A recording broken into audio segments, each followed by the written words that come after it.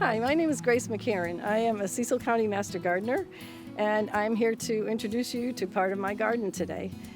This year, 2020, marks the 50th anniversary of the very first Earth Day, which was an environmental movement that brought concerns about the environment into the mainstream. And over the last 50 years, increased development has pushed our environment to the limit, which has resulted in a decrease in habitat for native plants and animals.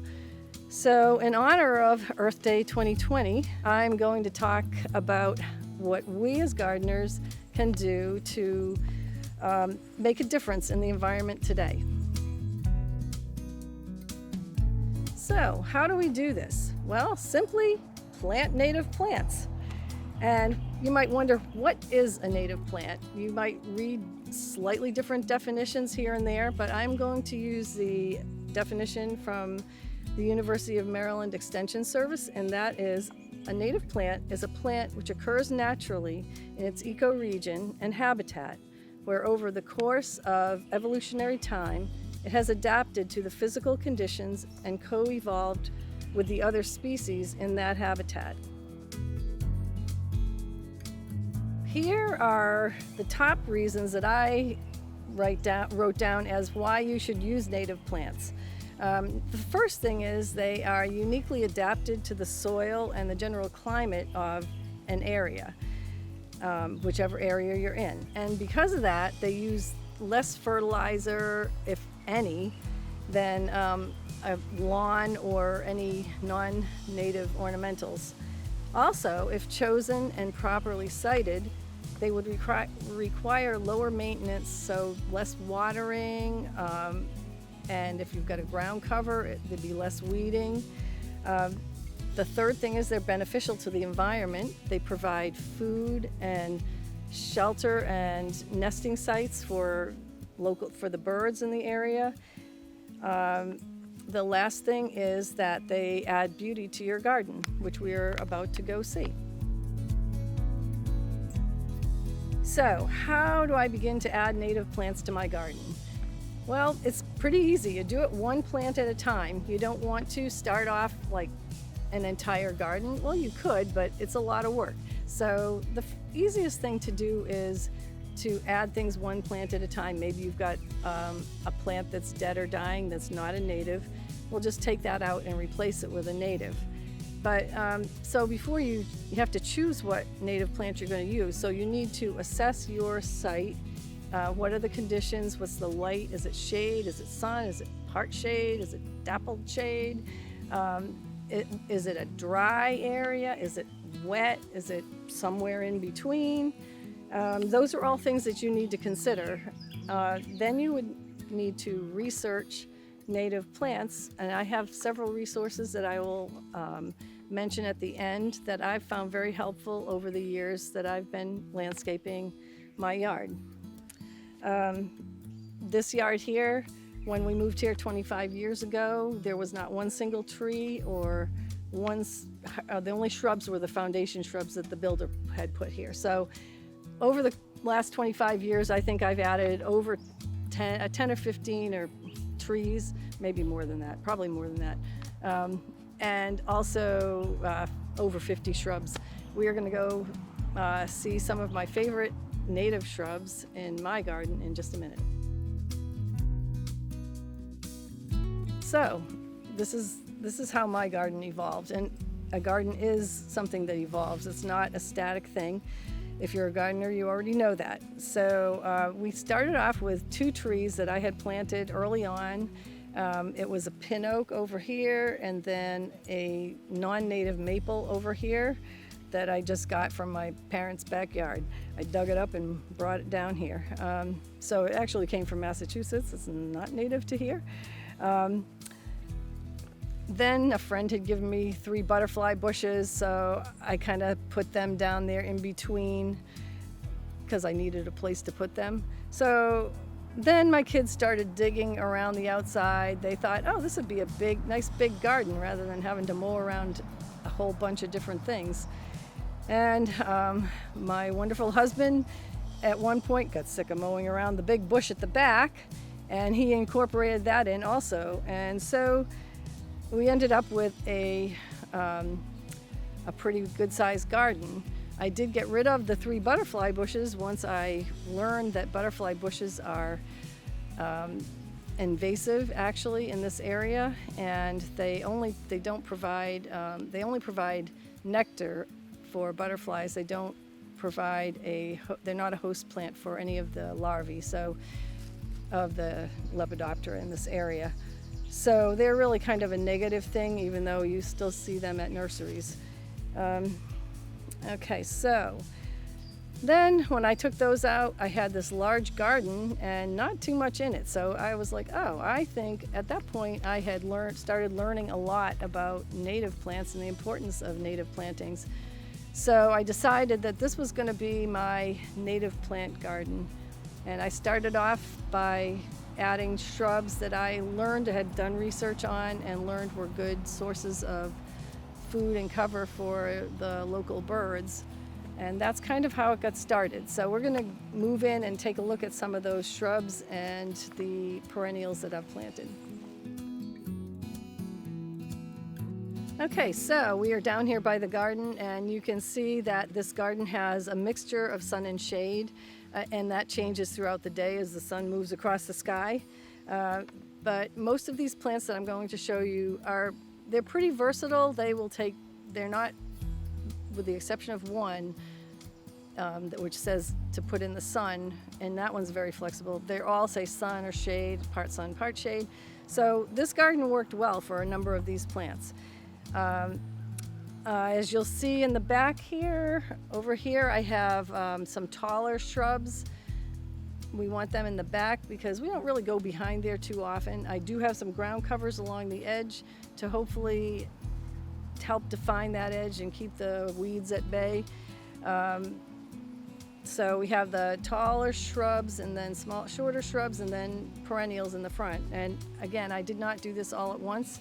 I started 2 or 3 shrubs at a time, and then really most of the perennials have been added in the last 2 years.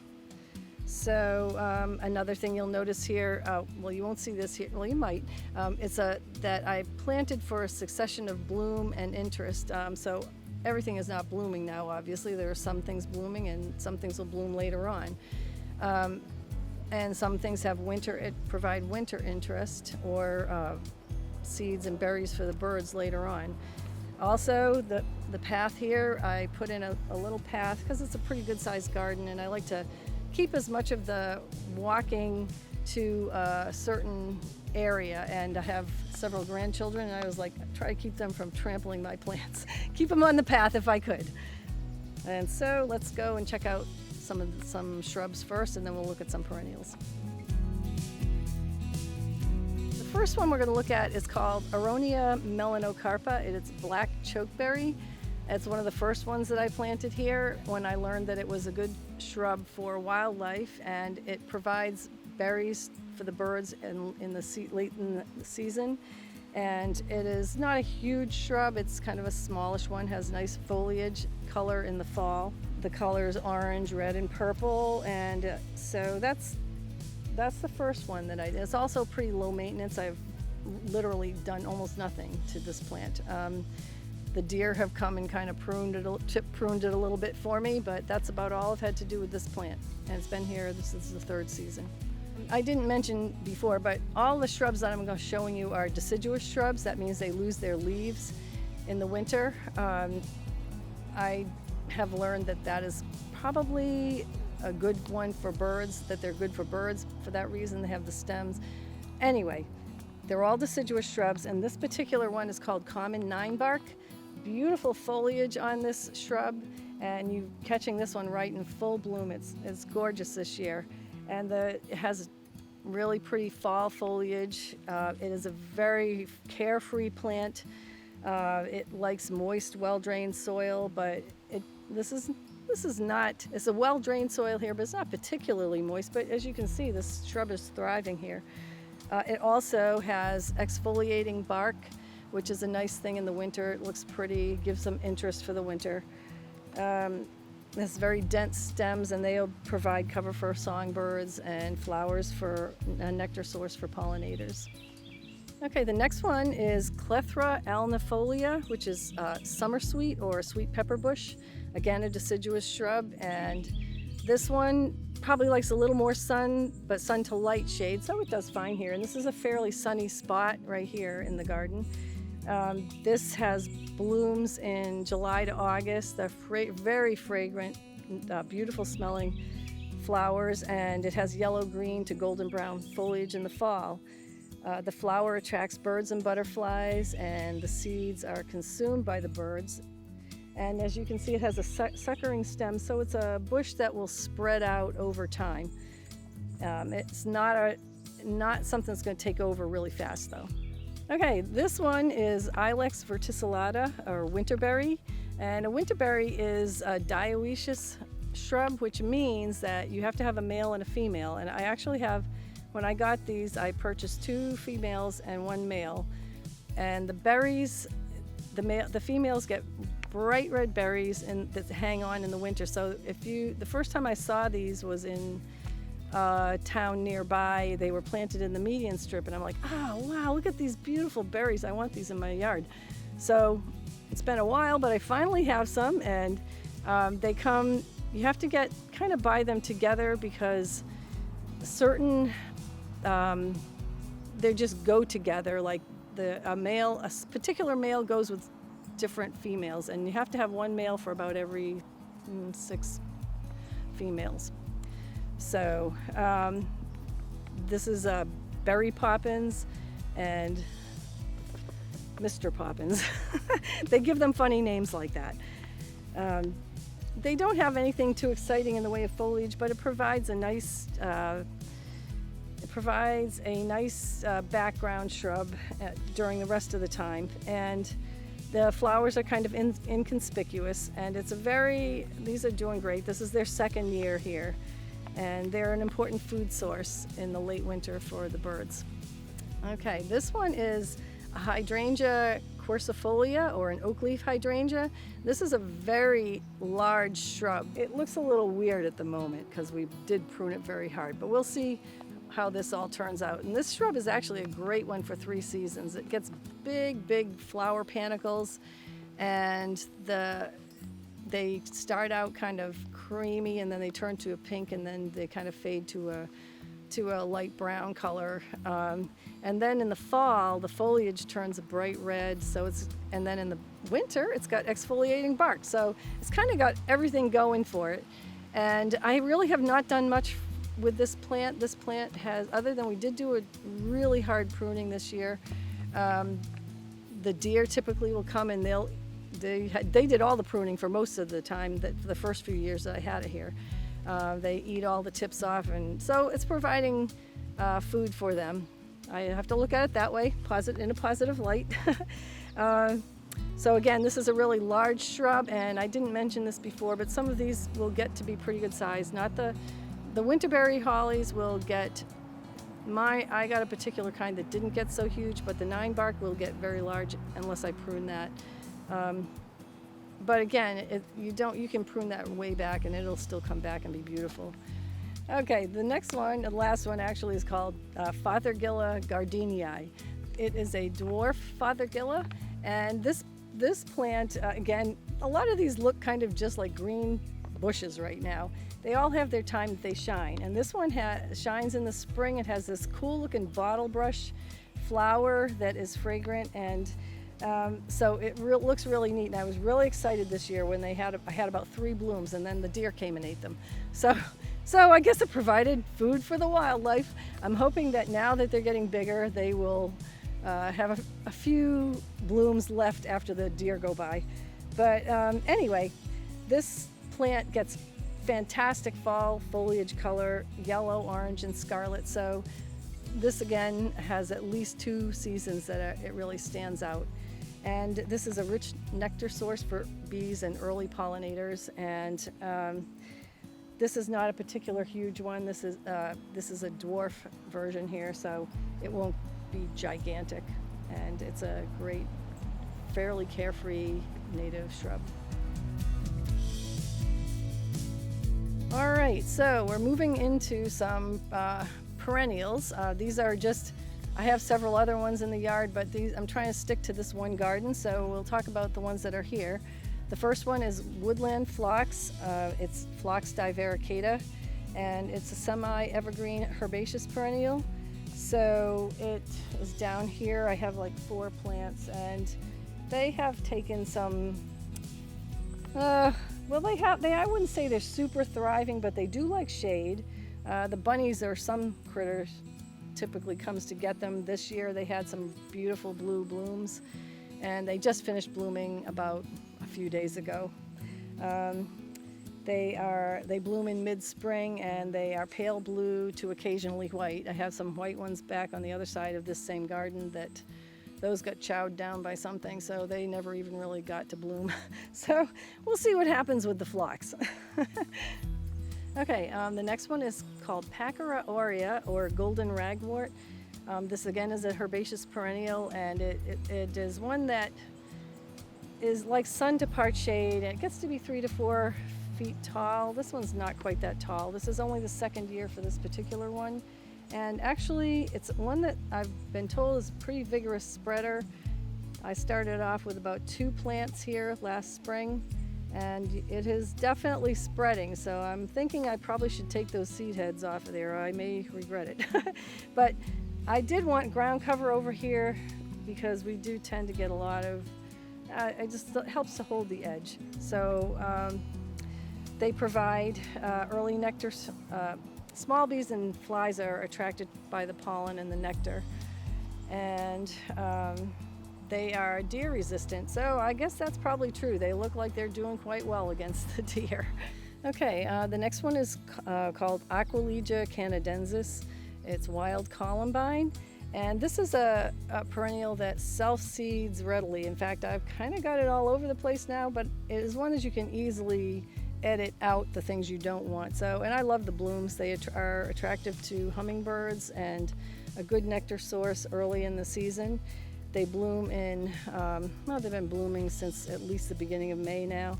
So they've been blooming for almost a month. They like part shade to sun, and they are very adaptable. They have this really cool, if you look at the inside of it, they really look neat inside when you turn them up like that. So that is wild columbine, another good, easy perennial. This one is Coreopsis verticillata, or whorled tickseed. Right now it's not blooming. It will bloom in another month. It's got a kind of a feathery looking foliage, which is pretty in itself, and it blooms and blooms for a long time. It is high wildlife value.